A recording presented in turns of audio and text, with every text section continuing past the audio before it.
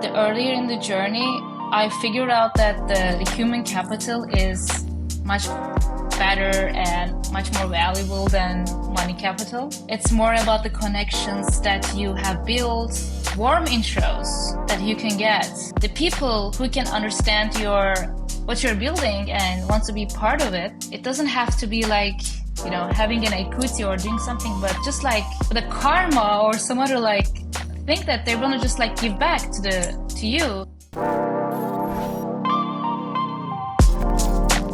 Welcome everyone to this episode of the Build Stuff Be Kind podcast. We have Ezgi Arslantay, founder of Fusimo, an advertising platform that is really doing some incredible, unique things in the advertising space. Ezgi and I met at South by Southwest in March of this year, just a few weeks ago. Now we're here on the podcast. Ezgi, welcome. Thanks for having me, and props to you, pronouncing my name in a very correct form, and props to you. Hey, we do our best around here to get it right. So excited to chat today. We had a really great conversation. Just love your approach and what you're building, and just excited to explore your path and what's led you to this moment. As you think about your founder story, your journey, coming from Turkey, now living in the US and New York, what are some core motivations that got you to where you are today? To be honest, I never thought about what molded me before I got into this entrepreneur lifestyle, because it's both traumatic and also quite therapeutic in that sense. So when you think about what made you, because you need a story to explain yourself, to articulate why you are building this company and why you are particularly creating this solution. So you kind of getting back to your own roots and try to think about the connecting the missing links in that sense. That's why it's traumatic and therapeutic in that sense. And so I always consider myself as a builder, whether I'm building for my own company or not. And it's so funny that I always say now it's makes a complete picture in my head. I made a full circle as a builder, because more than a decade ago, I started my career in Europe's / Middle Eastern part of the world, the biggest venture studio in the region is called Rocket Internet. And then as I moved into more corporate jobs, I started building, products, building customer channels, always building something from scratch. And before I got this, my own company, embarking my own new journey, I was actually building a startup from scratch fully backed by a corporation. So I made a full circle, and I'm enjoying the step where I have started at first place. It's a completely different one, and you kind of try to find the missing link. And sometimes there are moments in your journey, in your entrepreneurial life, that you kind of you got flashbacks from your how you have been raised, the core values that were instilled in you, and you never think about it before. That's why I always say, and if you want to solve a major problem in your life, just be an entrepreneur, and it's gonna come up to you. You will find it somewhere along the way. So I really don't have a very straightforward answer for that, but I will say I was always a builder. I was always the one jumping into the solution, whatever it was. And I was always, the dark days were not for me. I don't feeling stagnant in life, whatever facet in life that is. it's always like trying to experience new things and like moving the needle for me. So I moved the needle in this career of choice, and here I am, like met you Yeah. on a Friday evening in Austin in a Comcast Ventures Yep. party, and yeah, Totally. yeah. And here we are. Yeah, I love it. There's always, when you commit to something, all of a sudden the connections, the things that unfold, the opportunities, it's kind of a wild ride of being a founder. I love that you said that you want to fix something about, all your weaknesses definitely boil to the top when you are a founder. It's like, oh, I'm not very good at this and this and this and that. You figure out real quick what you are good at and what you aren't good at. And I think part of that journey is figuring out how to navigate that and how to build from that. You talked about through this process recognizing some of these core values from childhood and how you were raised. What are some of those things you've realized about yourself through this process that are core values that came up in this process so far? That's a really deep and like interesting question. I was I got into myself like walking around the neighborhood. Based in Brooklyn now, so I'm like walking, not like Austin where we have met at first place. Like people walk here, and it's one of Yep. the things that I just like clear out my head and walk around the neighborhood. And I was thinking about it like recently, and I think like when it all comes down to the two things, it's one of them is authenticity and the other is I think accessibility. Um, it's the it's at the core of what I do and why I have like got into this place at the first place, I will say. And I've been raised by two like people who were working for the government. And when you think about it, government is like the day and night of like the entrepreneurial lifestyle. But they always instill in me like being assertive, like being like like trying to experience new things and learning from failure. And those type of like moments, I get the flashbacks most often times.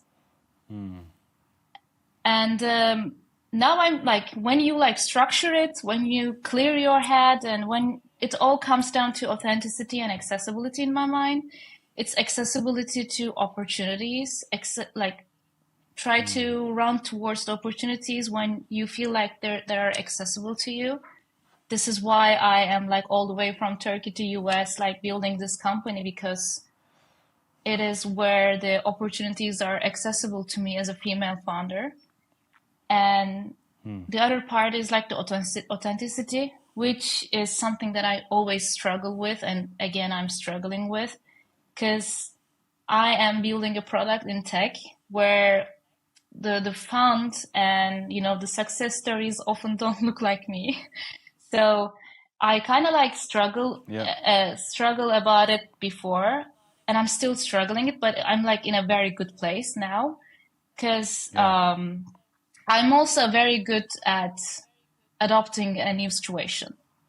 So it was for me at first, it was for me like adapting to this new like tech bro lifestyle, trying to be like them versus being like more in the authentic side. And when I choose to be myself, it's a very like common saying and like very maybe doesn't have any weight at the moment, but like I so I'm a woman and I'm like a girly girl and I build product in tech. It's what I do, and I enjoy being a woman. And I have this accent, and I have a different way of articulating myself. And I am building, and I'm creating a new category in this like so-called like unsexy field. But I'm doing some like interesting stuff with AI and all that stuff. So I try to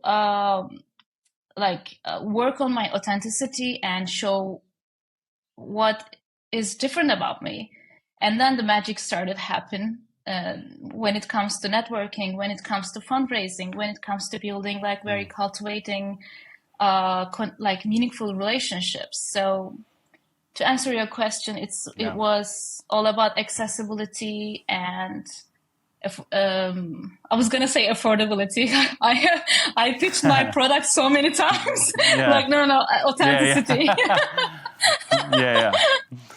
Yeah. No, yeah. New York is not, yeah, the affordability capital of the world, that's for sure. But I think that's such a powerful story of you kind of leaning in and embracing who you are and being authentic to who you are. Like that's what I think cuts through. I think, people try to fit a mold, or they try to like, okay, I've got to Yeah. be this certain way or type, and I think it can work, and that's the unfortunate side, is it works for some people, but I think long term it doesn't, and it people burn out, and because you can't be authentically yourself, or inauthentically yourself for long periods of time. And I think it's such a strength to lean into that, especially early on, and really know who you are and the value you bring and the perspective you bring that's unique, and what And makes you plus, you you also is such a kind of powerful thing. by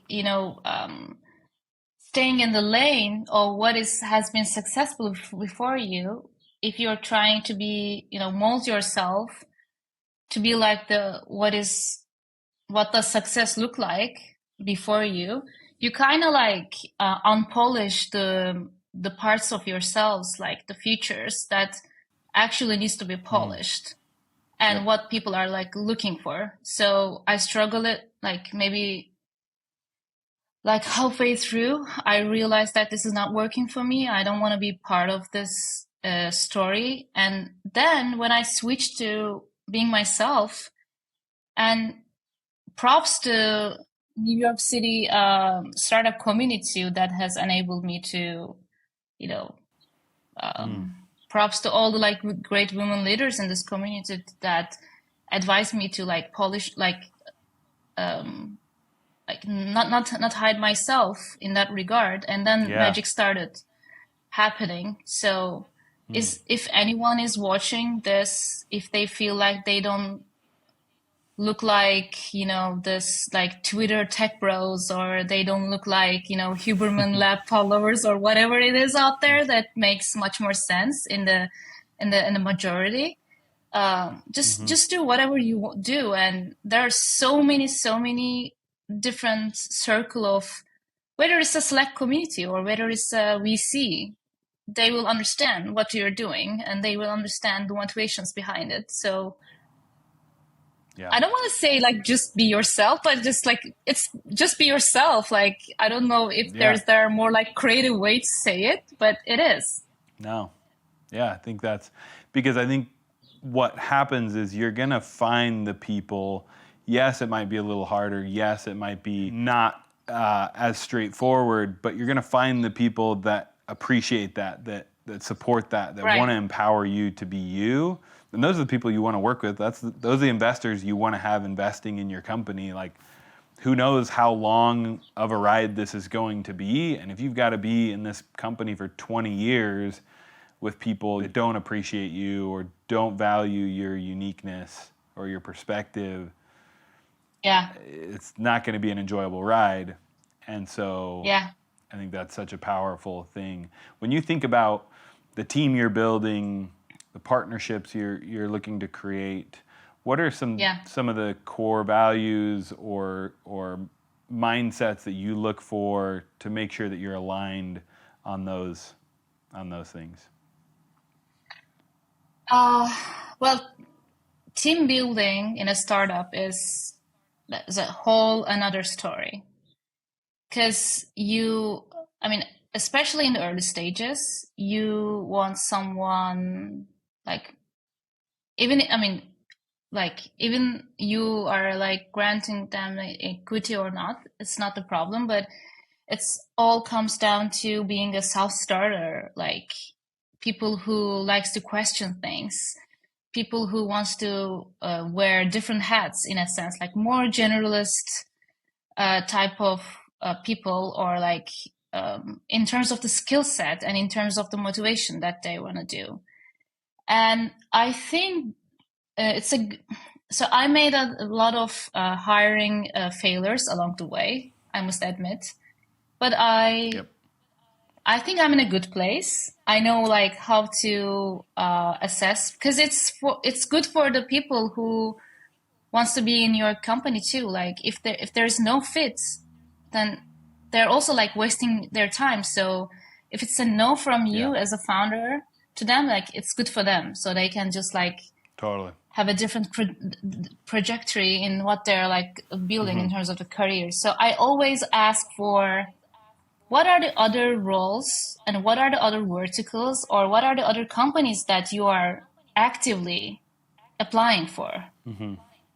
Yeah. So if it's a big bank, or if it's a like big company or like a startup, maybe like later in the stage, then it's a no, because they're like they don't understand like what they're getting into.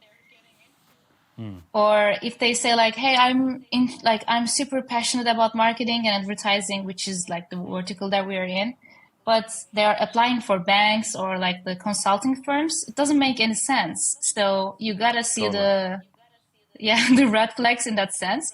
Because as an entrepreneur, you don't know like what you are getting, like as a first time founder, like myself, you don't know and you kind of underestimate what you're getting into. And just think about like they're the team they're the team members, so they're like they don't know like what they're getting into. So I would say I am looking for people who are like self starters for everything. It doesn't have to be within their responsibility. It should be like, it could be like, why are we like having this like paper cups? They're like super thin. Like, why are we like those kind of mindset, like in everything that they touch, basically.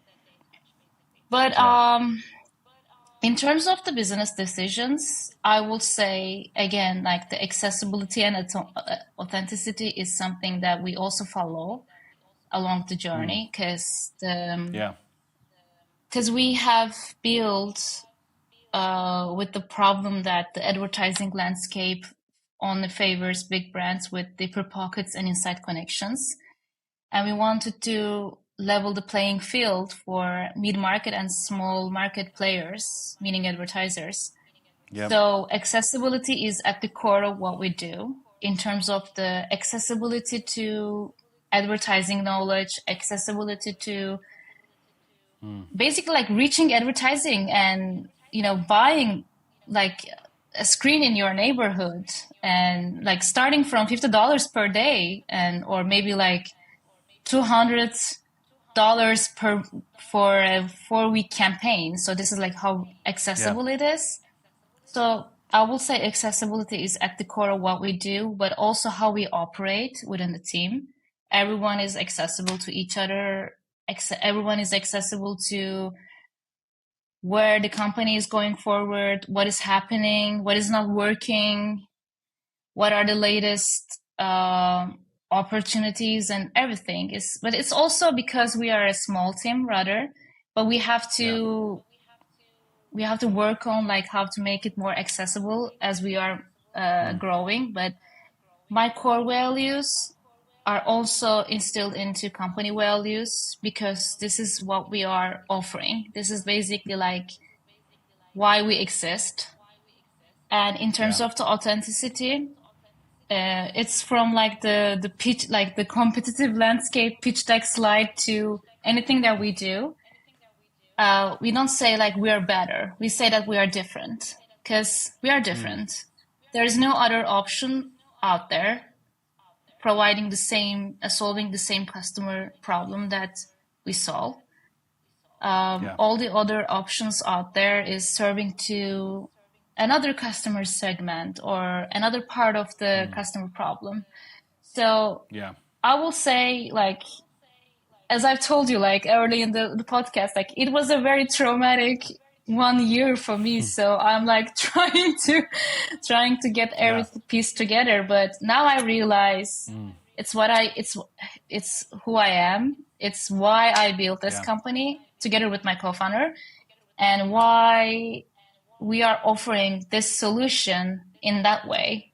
It's because at the heart of it, there's this authenticity and accessibility. I love that like, I think that's such an interesting core value to have as like an external and internal value. Yeah. Because if you think about accessibility, just what you described to knowledge and experience and to people and with your platform, on the flip side of accessibility to ad space and reach and market share. And I think that's such a cool way that you have identified that and then been able to not only have it drive you as an internal marker, but as a way of like externally driving the growth of your business and the decisions you make for the value you're creating for your end consumer. I think that's really cool. But I think I will definitely argue it's also the case for you. You're also like building several stuff simultaneously, and you're such a kind person. But every time so like build stuff and be kind, also like your core value, and you put it on the name of the podcast, apparently. And every time we interact with each other, it's also, I think you're a kind builder, or maybe like another way to put it that way. So I kind of see it like functioning with the same dynamics in yourself and what are you building too. Totally. Yeah. Thank you. Yeah, that's you're right. Like that is very much core to who we are and what we're trying to do, and I think that's a great insight.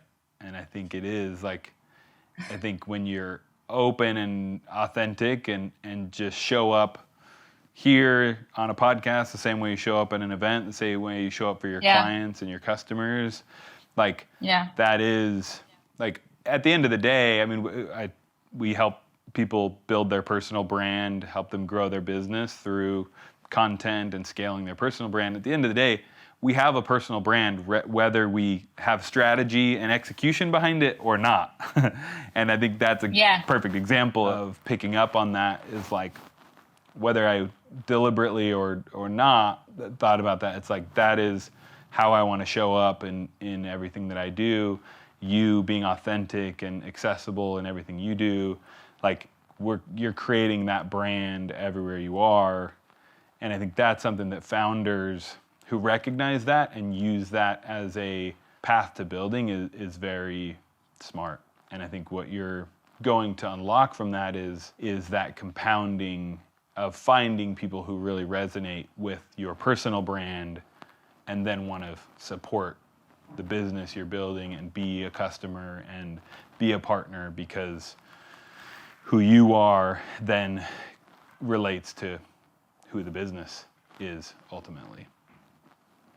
And also it's super functional. So this like entrepreneurial lifestyle is really daunting. You grind a lot. So now you understand like why Mark Zuckerberg wears the same outfit, or like the Steve Jobs wears the same outfit, because in my like small world of making decisions, I wouldn't care less about like the so many stuff that I was caring a lot. Like I don't care a lot. Like, so your BS, like the scale is like, you don't take any BS basically. So what I'm saying is like, being authentic is something that you worry less about, like, you know, how to act and how to like present something or something. So it's like one thing to one other thing not to worry about. Like you just like go in the cruise control or whatever it's called. Yeah. Then you're not like you're not trying to navigate, and we all to some extent, like, you know, we show up around family different than we show up around business associates. It doesn't mean we're not being authentic in both scenarios.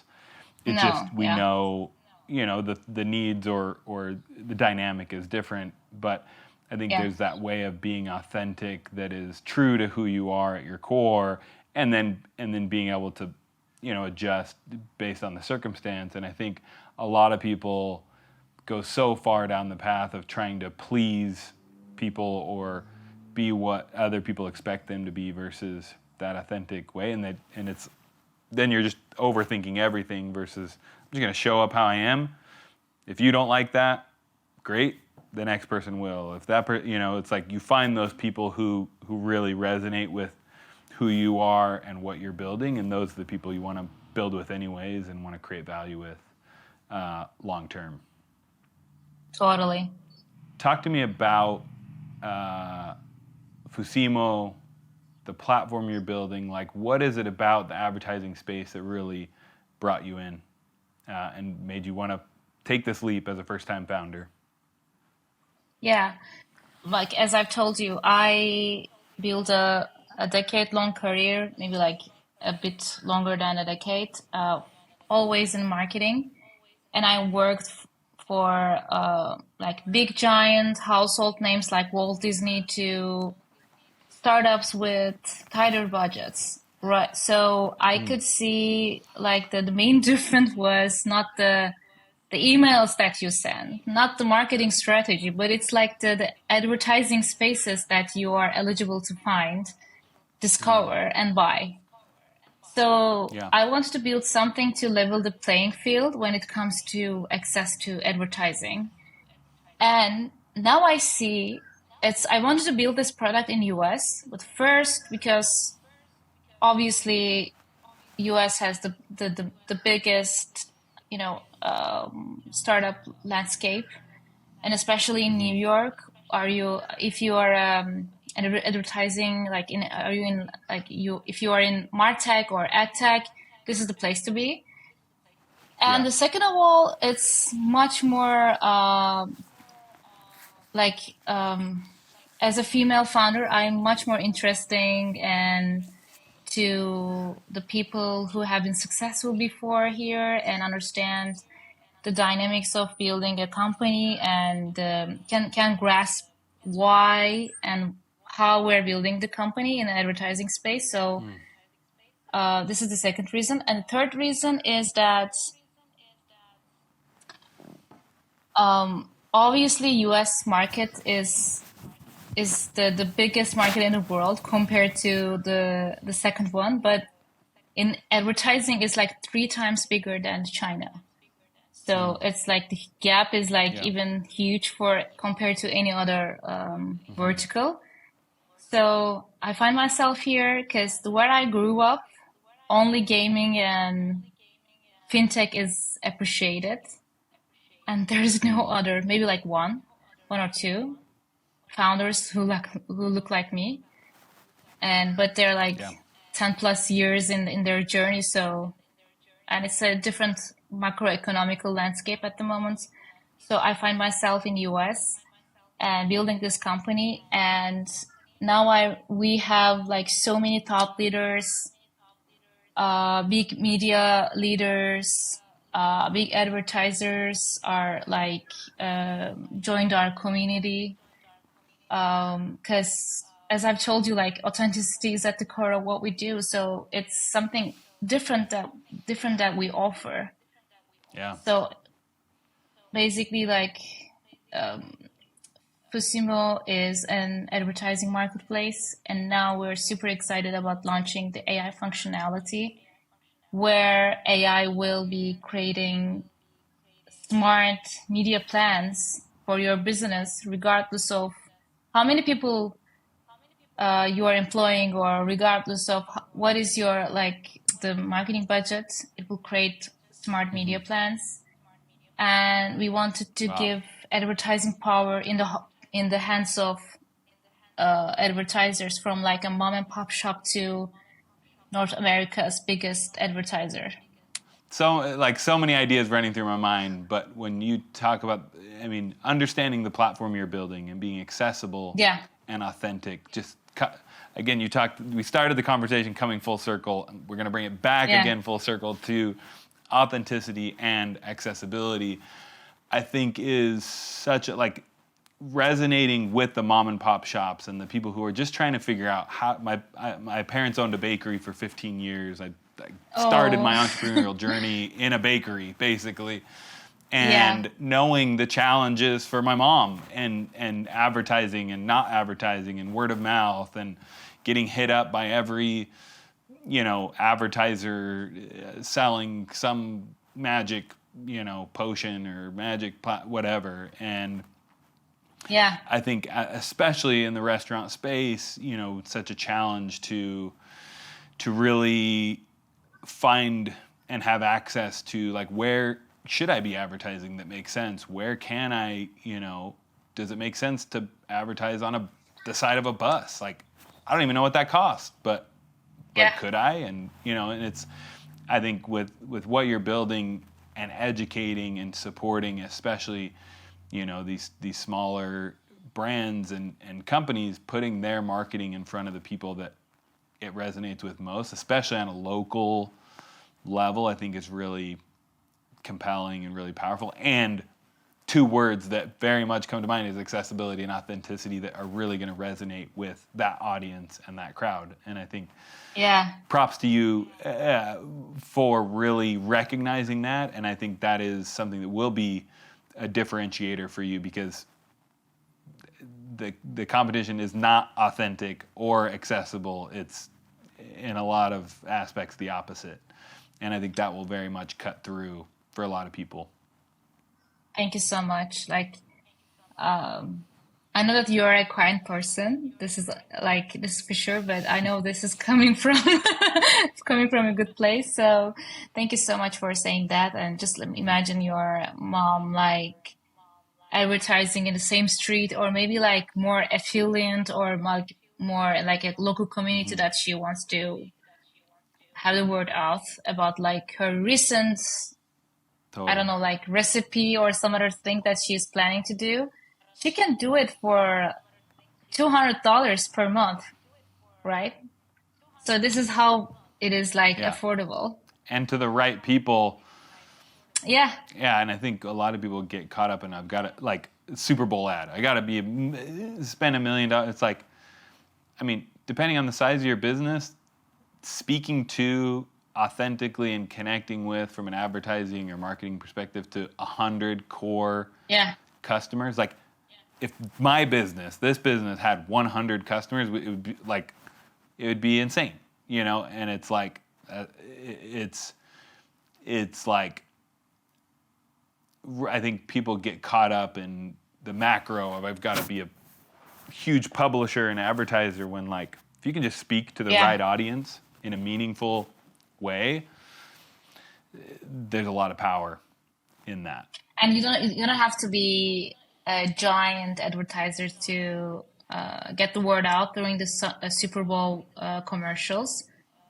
You can use one of our sellers, and you can hijack the ads that have been shown, like that are about to be shown in a local bar, in a sports bar, and people actually in your local community can see your ads instead of what the network is like sending out. Basically, like, you can Totally. hijack and yeah, have yourself like have a Super Bowl Yeah. moment in your local bar.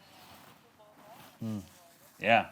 No, 100%. Especially if it's targeted and meaningful to that audience. I think Yeah, that's also what a lot of, the ad space is having to go through, is with TikTok, with organic content being so powerful. A lot of these ad agencies are having to evolve to basically be content engines that then layer advertising yeah, on top of good organic content. And I think that's, an interesting and important evolution. I just had a call. Gary Vee did a live stream for 11 hours, and I jumped on and chatted with him for 5 minutes and talked about that, about why advertising is evolving to organic. And I mean, a large part is yeah, what they have done with VaynerMedia and being really good at social and organic. But I think it is true. There's even the top advertising platforms and marketplaces and agencies are recognizing, like, we've got to speak more directly to customers and consumers Yeah. at a organic level, because one massive campaign is not going to cut through the way that it did 5-10 years ago. 1000%. And now, as we are approaching more and more to political advertising season, we are talking about not like running big, giant TV, like traditional TV campaigns, but we're talking about like handing out flyers in the communities. So it's more Yeah, about that's like, awesome. yeah, it's more about the followers than the engagement levels. Today I got in a call with like a brilliant founder in a healthcare, and she has this like new up and coming like health Substack, I would say. And she was talking about like what is the minimum level of like, find like for me to like reach in terms of like finding sponsors. And we talked about like it's more about the engagement rather than following, because she has a God knows like maybe not 90% engagement level or something. So I think for us, it's as the last year was about the building communities, and this year is about the engagement of these communities. So Yeah. we're not gonna say like who has the most like followers or blah blah blah. No one cares, because we know, and the people in the local like little circles have figured out that it's much more tangible and it's much more engaging to be influenced by, or to be like met like in real life through Yep. this like maybe like less followers with more like engagement levels, and those type of little communities Yeah. are making much more sense. So, and the politicians, I mean, in a very like different vertical, but it's also super up and coming after the primary elections has been like down in some states. Yeah. They are looking for getting in the heart of local communities rather than spending so Yep. much money and time into figuring out the TV ads, basically. So Yeah. it's also the case for any other community or the circle, even if like yourself, like because you have this build stuff, be kind community, and Yeah. this is all about those kind of connections that we are building, Totally. and we are giving our time and maybe like some in some cases like money to consume the content and engage with the community. Yeah, and I mean, speaking to this political land, the election year, Facebook, Instagram, Google are about to get 4 to 10 times more expensive in the next Yeah, 6 months, because exactly. there are a lot of dollars competing for that same Yeah, amount of attention. And yeah, so a platform like yours, I mean, there's, yeah, I think, a lot of opportunity for, as you I'm sure know, for your platform to really be this more accessible to, because there's going to be 50 to 80% of ad spend that most direct to consumer or small businesses would traditionally spend on Facebook are just going to be not spent. And a platform like yours yeah, could yeah, really help them shift that yeah. that advertising budget to something that will cut through, that won't be competitive in the same way, because it's more strategically localized and targeted. So Yeah, yeah, 1000%. that's Yeah, cool. absolutely. Absolutely. So we have one question we ask every guest that's on the show. We can dive in as deep as we want, but for you, Ezgi, what role has kindness played in building your success? This is so funny because so I wasn't super like out there and talkative before I got myself into the New York City startup landscape. Because this maybe we have talked about it. I don't know, but they always say like Europeans are like more like pineapple that is like super tight and really hard to get inside. But once you get inside, there is no seed.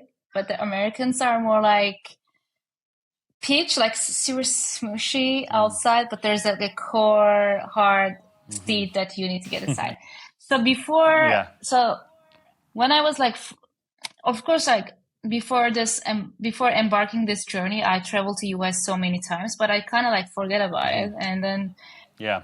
uh, when I came here, like with this new hat that I wear for myself, it was more like, "Hey, how you doing?" Everyone was like super talkative, and I was like talking about hey, I just like did this and that, and they were like, what are you doing? Like, and they were like trying to understand like I'm super talkative when they're asking me questions, because I got accustomed to like when they're interested, like they can ask me questions. Yeah. So this is how I'm explaining this, because this is how I was bad at building like connections and networking in the US.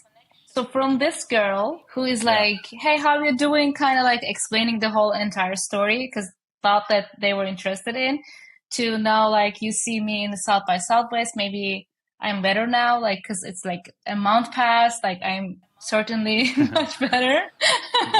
Yeah, it's like I would say definitely the networking, because the earlier in the journey, I figured out that the human capital is much better and much more valuable than money capital. It's more about the connections that you have built, warm intros that you can get, the people who can understand what you're building and want to be part of it. It doesn't have to be like, having an equity or doing something, but just like the karma or some other like think that they want to just like give back to you as a female founder, or whatever they feel connected with you, they want to give back. And I will say the biggest amplifier in our business and what we do is to build and cultivate like meaningful relationships along the way. And for me, it was networking.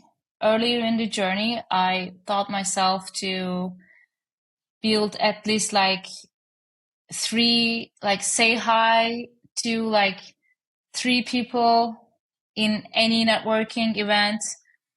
And it's a very tangible advice, by the way. Like, at least say hi to 3 people.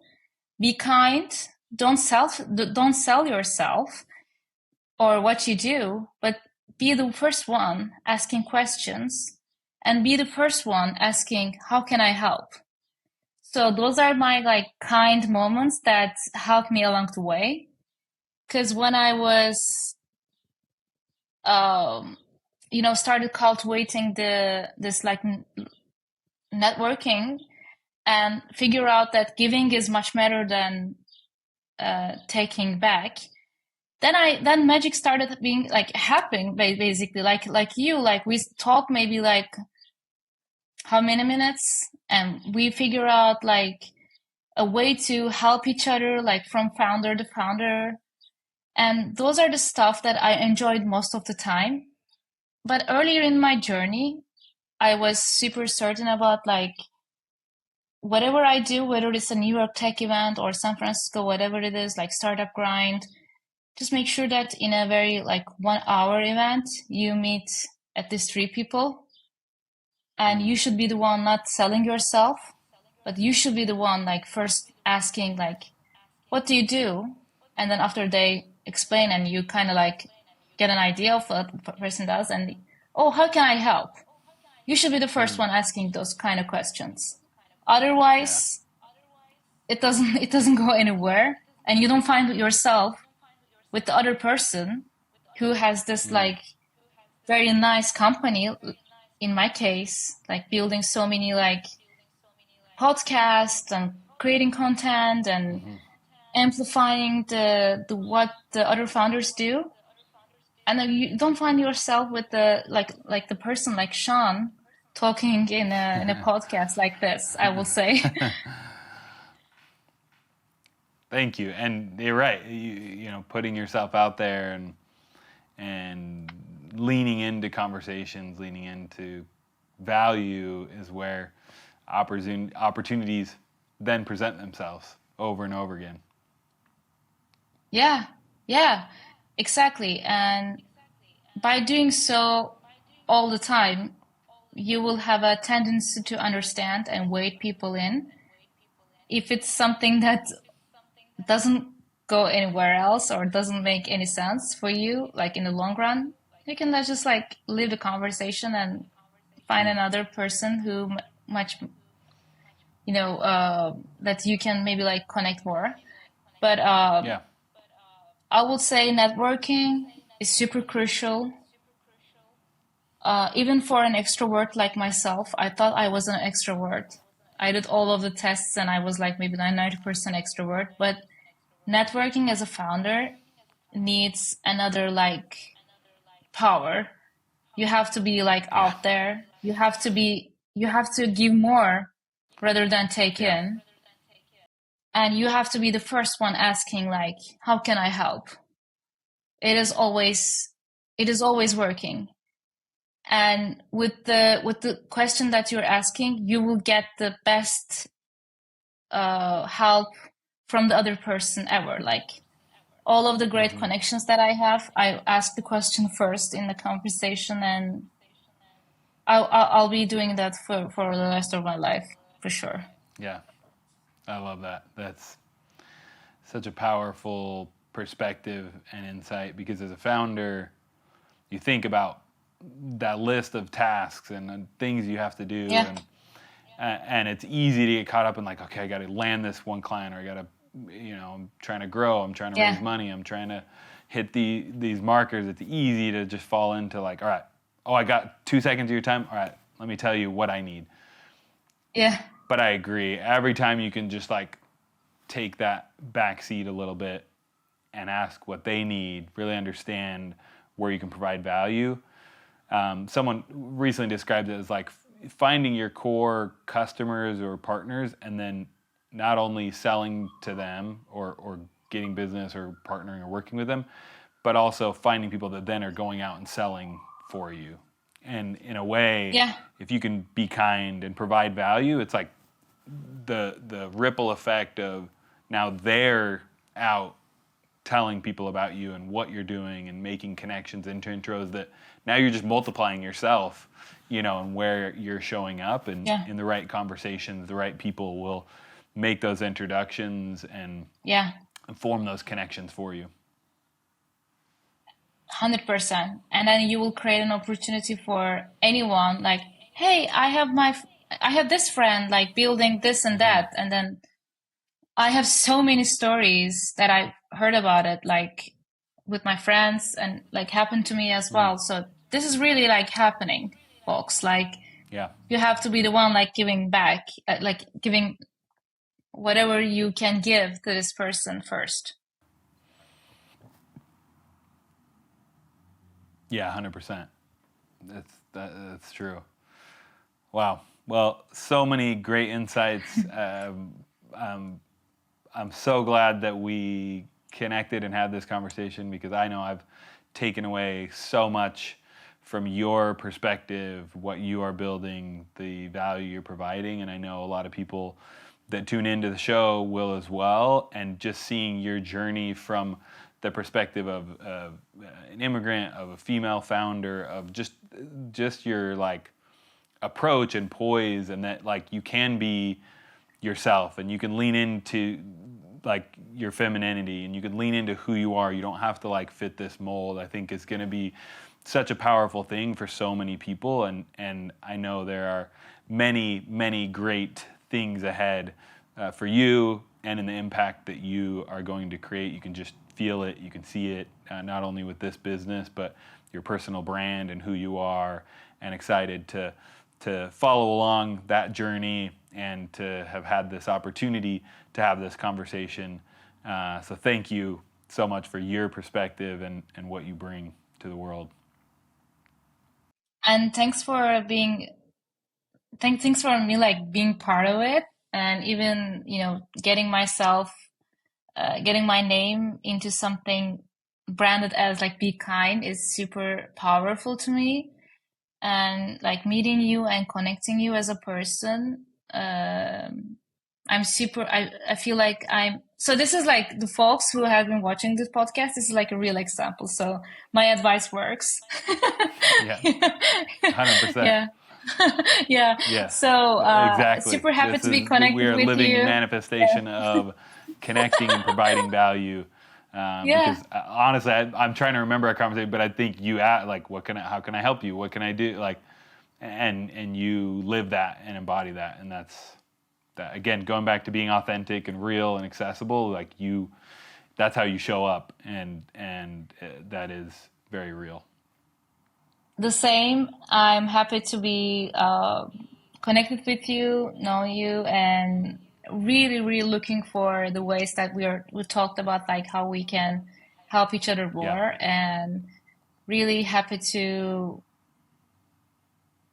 getting them like live and like testing them out and yeah. building the We're gonna. growing together, basically. Yeah, no, for sure. There's a lot of things we gotta follow up for sure. Yeah. Where can people find you? Where can we Yeah. link to let people know where they can connect with you further? Yeah. So I am, as you just like said early in the podcast, my name and my surname, the combination is super unique. I am the only person out there. So you can write like Ezgi Fusimo, or you can type Fusimo. I'm super active with my email, LinkedIn, DM me, whatever you feel like you are asking, or whatever you feel like you are curious about. You can just send me a DM on LinkedIn or Instagram, on Twitter, like everywhere I am active. And you can also send me an email. It's called Ezgi, EZGI, at Fusimo.com. I am also super active with my email. Probably gonna Awesome. get back to you in the same day, and really excited That's about. great. And I believe in cold emailing karma. So I will There you respond to go. you whether it's working for me or not. I will tell you for sure that Love it's it. something that I'm not looking for. So you can send me a cold email too. Like I'm Love 100% that. like believing the cold emailing karma. Yeah, yeah. That's great. I appreciate that. We'll definitely tag you in the show notes and on socials as this rolls out. Thank you again. So excited for what you're building. So excited for everyone who's tuned in and the value they've received today. Thank you all for subscribing, listening, for being a part of this journey. Please let us know in the comments the value, the nugget that you've taken away from this conversation today with Ezgi, and definitely follow along with her journey and see what she's doing. And Fusimo, if you're a brand, a business looking to advertise in unique ways, definitely check out their platform. This episode brought to you by Fusimo.com. Just kidding, but for real, check out Fusimo and what they're up to. And yeah, thanks again, and we'll see you soon.